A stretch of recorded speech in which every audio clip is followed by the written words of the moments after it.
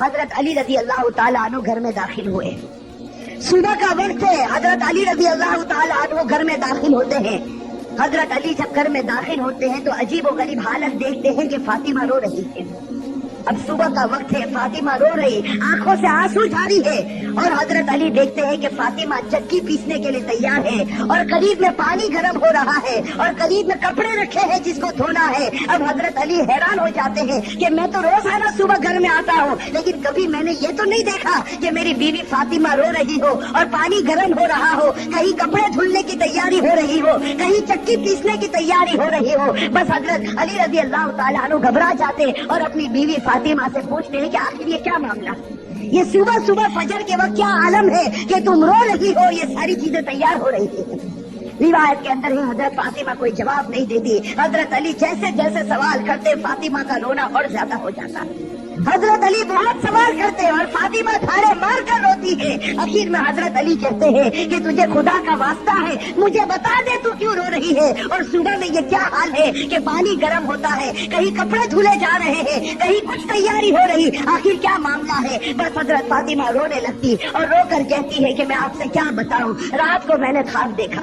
حضرت فاطمہ فرماتی ہے کہ رات کو میں نے خواب دیکھا, خواب میں میں نے میرے آقا سرکار دو عالم صلی اللہ علیہ وسلم کو دیکھا, خواب میں میں نے میرے والد نبی کو دیکھا کہ وہ کسی چیز کو تلاش کر رہے ہیں, وہ کسی چیز کو ڈھونڈ رہے ہیں. فاطمہ فرماتی ہے کہ میں نے خواب میں میرے والد سے پوچھا کہ اے میرے ابا جان, اے میرے نبی, تم کون سی چیز تلاش کرتے ہو, تم کس کو ڈھونڈتے ہو؟ تو میرے نبی, میرے ابا نے کہا کہ فاطمہ بیٹی میں تجھے ہی تلاش کر رہا ہوں, بیٹی میں تجھے ہی تلاش کرتا ہوں, میں تجھے ہی ڈھونڈ رہا ہوں. روایت کے اندر ہے کہ حضرت فاطمہ رضی اللہ تعالیٰ عنہ یہ خواب بتاتی ہے اور اس کے بعد اپنے شوہر علی سے کہتی ہے کہ علی, آج میرا یہ آخری دن ہے, میرے نبی نے, میرے والد نے مجھے بتا دیا, اب کچھ ہی دیر میں اپنے خدا کو پیاری ہونے والی ہوں, یہ میرا آخری وقت ہے. حضرت علی رضی اللہ تعالیٰ عنہ دھاڑے مار کر روتے ہیں. روایت کے اندر ہے کہ حضرت علی پوچھتے ہیں کہ اے فاطمہ, ابھی تیرے والد کو انتقال ہوئے 6 مہینے بھی نہیں گزرے, ابھی ان کا غم ہمارے سینوں کے اندر ہے, تیرا انتقال ہو جائے گا, ہم غم کو کیسے برداشت کریں گے. فاطمہ جواب دیتی ہے کہ علی اپنے شوہر سے کہتی ہے کہ جس طرح میرے ابا کی وفات پر تم نے صبر کیا تھا, میری وفات پر بھی تم صبر کر لینا. میری ماں بہنیں, اصل بات مجھے یہ بتانی ہے کہ حضرت فاطمہ رضی اللہ تعالی عنہا کی طبیعت خراب سے خراب ہونے لگتی ہے, بخار چڑھنے لگتا ہے. حضرت فاطمہ چکی پیس رہی ہے, حضرت علی ان کے ہاتھوں کو پکڑ لیتے ہیں اور کہتے ہیں کہ اب یہ بس کرو, آج تمہارا آخری دن ہے, تم ہمیں چھوڑ کر جانے والے ہو, یہ چکی کو پیسنا, یہ کپڑے دھونا, یہ پانی کو گرم کرنا, یہ سب تکلیف کیوں اٹھا رہی ہو. فاطمہ رو کر کہنے لگتی ہے, فاطمہ رو کر کہنے لگتی ہے کہ مجھے تمہارا بھی حق ادا کرنا ہے اور مجھے میرے بیٹے حسن اور حسین کا بھی حق ادا کرنا ہے. میں دنیا سے چلی جاؤں گی, میں چاہتی ہوں کہ چکی پیس کر جاؤ, کپڑے دھل کر جاؤ, اپنے بچوں کو نہلا کر جاؤ, تاکہ میرے انتقال کے بعد تمہیں کسی کے سامنے ہاتھ پھیلانا نہ پڑے, تاکہ تمہیں کسی کے سامنے ہاتھ پھیلانا نہ پڑے. روایت کے اندر ہے کہ حضرت علی ان کو سمجھا کر کھڑا کرتے ہیں, ابھی ان کو کھڑا کرتے حضرت علی رو رہے, فاطمہ رو رہی, اتنے میں وہ پیارے بچے حسن اور حسین گھر کے اندر داخل ہوتے ہیں.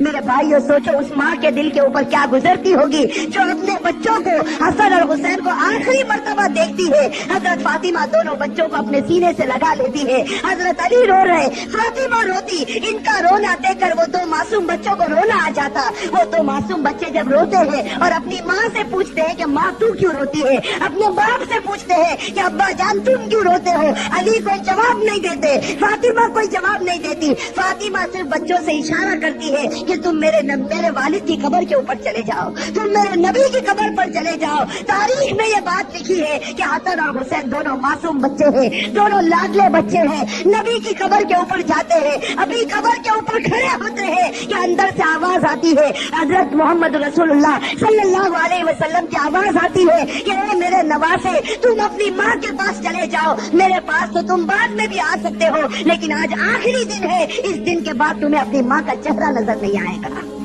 میرے بھائیو سوچو ان بچوں کے اوپر کیا گزرتی. وہ بچے روتے پیٹتے گھر میں آتے دیکھتے ہیں کہ ماں بھی رو رہی, باپ بھی رو رہا. یہ دونوں بچے آ کر رونے لگتے, اپنی ماں کے گلے لگ جاتے. روایت کے اندر ہے کہ فاطمہ کا بخار اور بڑھتا ہے.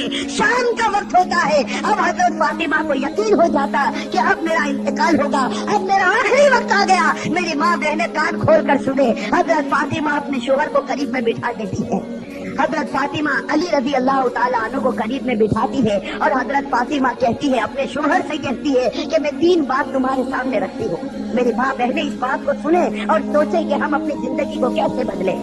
وہ فاطمہ رضی اللہ تعالیٰ عنہ جو اللہ کے رسول کی لاڈلی تھی, وہ فاطمہ رضی اللہ تعالیٰ عنہ جو اس امت کے واسطے اپنے پیٹ پر پتھر باندھتی تھی, وہ فاطمہ رضی اللہ تعالیٰ عنہ پیشانی پر ہمارے نبی نے بوسا دیا, وہ فاطمہ رضی اللہ تعالیٰ عنہ جن کے بارے میں ہمارے نبی نے کہا سیدۃ نساء اہل الجنہ فاطمہ رضی اللہ تعالیٰ عنہ کہ جنت میں عورتوں کی اگر سردارن بنے گی تو حضرت فاطمہ رضی اللہ تعالیٰ عنہ بنے گی. وہ فاطمہ رضی اللہ تعالیٰ عنہ کا آخری وقت ہے, پیشانی کے اوپر پسینہ ہے, اپنے بستر پر لیٹی ہوئی ہے اور بخار بڑے زوروں کے اوپر ہے. اپنے شوہر کو قریب بٹھاتی ہے اور پہلا جملہ کہتی ہے, حضرت علی سے کہتی ہے, ان کے شوہر ہے قریب میں, معصوم بچے بیٹھے رو رہے ہیں, کبھی اپنی ماں کا منہ دیکھتے ہیں, کبھی اپنے باپ کا منہ دیکھتے ہیں. حضرت فاطمہ اپنے شوہر سے کہتی ہے کہ علی معلوم نہیں تمہارے نکاح میں آنے کے بعد میری طرف سے تم کو کتنی تکلیف پہنچی ہوگی. فاطمہ کہہ رہی کہ میرے شوہر معلوم نہیں جب سے میں تمہاری نکاح میں آئی ہوں معلوم نہیں میری وجہ سے تم کو کتنا دکھ اٹھانا پڑا ہوگا, تم کو میری وجہ سے کتنی تکلیف اٹھانی پڑی ہوگی. فاطمہ کہتی ہے میرے شوہر خدا کے واسطے میرے مرنے سے پہلے مجھے معاف کر دے. اپنے شوہر سے کہتی ہے کہ میرے مرنے سے پہلے مجھے معاف کر دے تاکہ قیامت کے میدان میں مجھے میرے نبی کے سامنے ذلیل نہ ہونا پڑے, مجھے میرے والد کے سامنے رسوا نہ ہونا پڑے. اے میرے شوہر میں نے تیرے حق میں کوتاہی کی, میں نے تیرے حق میں غلطی کی, میری طرف سے تجھے دکھ پہنچا ہے, اے میرے شوہر مجھے معاف کر دے. روایت میں ہے کہ علی دھاڑے مار کر رونے لگتے, فاطمہ کے سر پر ہاتھ پھیرتے اور کہنے لگتے فاطمہ تو غم مت کر, آج فکر میں کرتا ہوں کہ تو نبی کی بیٹی تھی لیکن میں تیرا حق ادا نہ کر سکا, تو نبی کی بیٹی تھی میں تیرا حق ادا نہ کر سکا. اور اس کے بعد علی ایک لمبی سانس لے کر رو کر کہتے ہیں کہ فاطمہ مجھے معلوم ہے جب سے تو میرے گھر پر آئی ہے تجھے 2 وقت کی روٹی کبھی نصیب نہیں ہوئی. میرے بھائی اور روایت کے اندر ہے کہ فاطمہ رضی اللہ تعالیٰ عنہ دھاڑے مار کر روتی ہے اور کہتی ہے, ایک دوسری بات کہتی ہے کہ میرے شوہر میرے انتقال کے بعد تمہیں جس عورت کے ساتھ نکاح کرنا ہو کر لینا. فاطمہ کہتی ہے میرے انتقال کے بعد جس عورت کے ساتھ نکاح کرنا ہو کر لینا. اس کے بعد اپنے پیارے بیٹے حسن اور حسین کی طرف کر کے کہتی ہے, حسین کی طرف اشارہ کر کہتی ہے کہ علی کے ساتھ نکاح کرنا ہو نکاح کرنا, لیکن ایک رات میرے ان بچوں کے پاس بھی گزارنا. یہ معصوم ہے, یہ اپنا اچھا اور برا نہیں سمجھتے, جب یہ بالغ ہو جائے تو ان کو خدا کے حوالے کر دینا.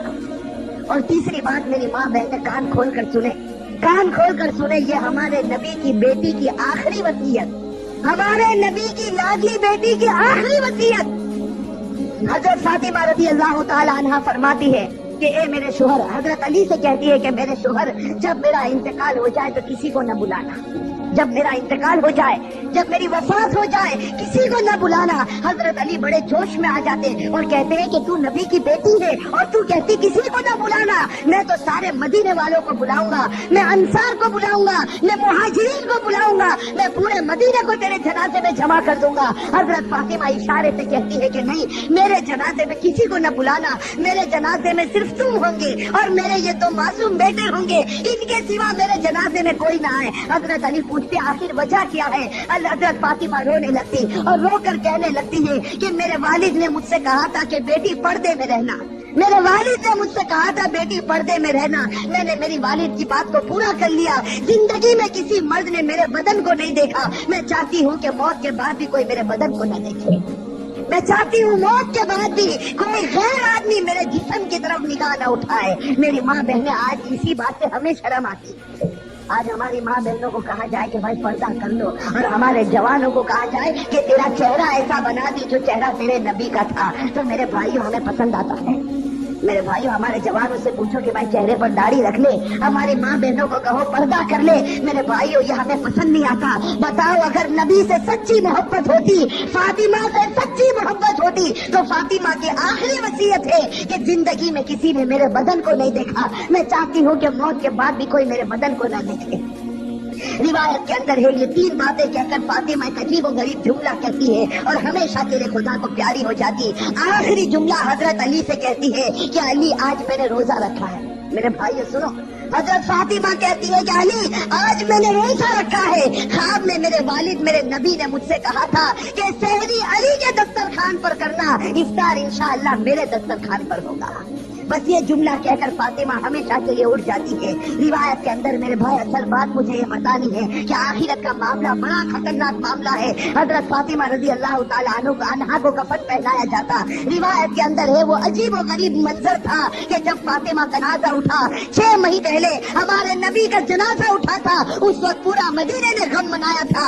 आज 6 महीने के बाद उनकी लाडली बेटी खुदा को प्यारी होती है। रिवायत में जब उनके घर जनाजा उठता है, जर्दे के एक पाए को अली ने अपने कंधे पर है, दूसरे पाए बड़े बेटे हजरत हरफ ने कंधे पर रखा है, तीसरे पाए को हजरत उन्हें कंधे पर रखा। इसका पाया देने वाला मौजूद नहीं, अली इंतजार करते हैं। अचानक सहाबी सामने से नजर आए जिनका नाम हम सकते हैं, हजरत अबू जर ग़िफ़ारी रज़ी अल्लाह तआला अन्हु। वो वहाँ पहुँच जाते हैं। अली कहते हैं कि खुदा ने भेजा है और आज अल्लाह के रसूल की लाडली बेटी का इंतकाल हो गया, तुम उनको कंधा दे दो। हजरत अबू जर ग़िफ़ारी कंधा देते हैं, ये जनाजा उठकर चलता है। रिवायत के अंदर है वो मासूम बच्चे रो रहे, वो अली रो रहे, अबू जर ग़िफ़ारी रो रहे। रिवायत के अंदर है कि वो कब्र जहाँ कब्र को खोदा गया था, अब उस कब्र के अंदर फातिमा को रखना है।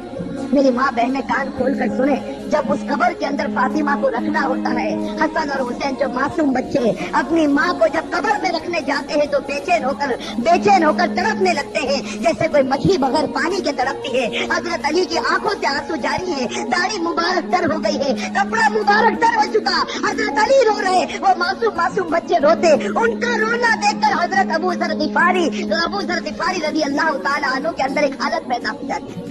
हजरत अबू जर ग़िफ़ारी बर्दाश्त नहीं कर सकते इस मंजर को। हजरत अबू जर ग़िफ़ारी जब हजरत फातिमा के जनाजे को रखने जाते हैं तो कब्र के साथ में बात करना शुरू करते हैं। अबू जर ग़िफ़ारी उस कब्र से कहते हैं, या कब्र, हजरत अबू जर ग़िफ़ारी उस कब्र से कहते हैं, या कब्र अतदरी मनिल्लती जिना बिहा इलैका, या कब्र अतदरी मनिल्लती जिना बिहा इलैका, हादिही बिन्तु रसूलिल्लाह, हादिही ज़ौजतु अली, हादिही उम्मुल हसनैन। हजरत अबू जर ग़िफ़ारी उस कब्र से कहते हैं कि एक कब्र, तुझे मालूम है हम किसका जनाजा लेकर आए? इसलिए कि हजरत अबू जर ग़िफ़ारी से बर्दाश्त नहीं होता। वो मासूम बच्चे रोते हैं, वो अली जैसा बहादुर आज अपनी आंखों से आंसू बहाता है। तो हजरत अबू जर ग़िफ़ारी उस कब्र से कहते हैं, या कब्र, ए कब्र, तुझे मालूम है हम किसका जनाजा तेरे अंदर रखते हैं? ये उसका जनाजा है जिसको अल्लाह के रसूल की बेटी कहा जाता, ये उसका जनाजा है जिसको अली की बीवी कहा जाता, ये उसका जनाजा है जिसको हसन और हुसैन की माँ कहा जाता। रिवायत के अंदर है कि अबू जर ग़िफ़ारी जनाजे को रखते, ये जुमला कहते हैं, कब्र के अंदर से आवाज आती, कब्र के अंदर से आवाज आती, या अबा जर, ए अबू जर, हाज़ा लैसा बैतु नसबिन वला हसबिन, कि अबू जर यहाँ खानदान मत गिनाओ, यहाँ खानदान और रिश्ते मत गिनाओ, यहाँ तो ये बताओ अच्छे अमल करके कौन आया और बुरे अमल करके कौन आया।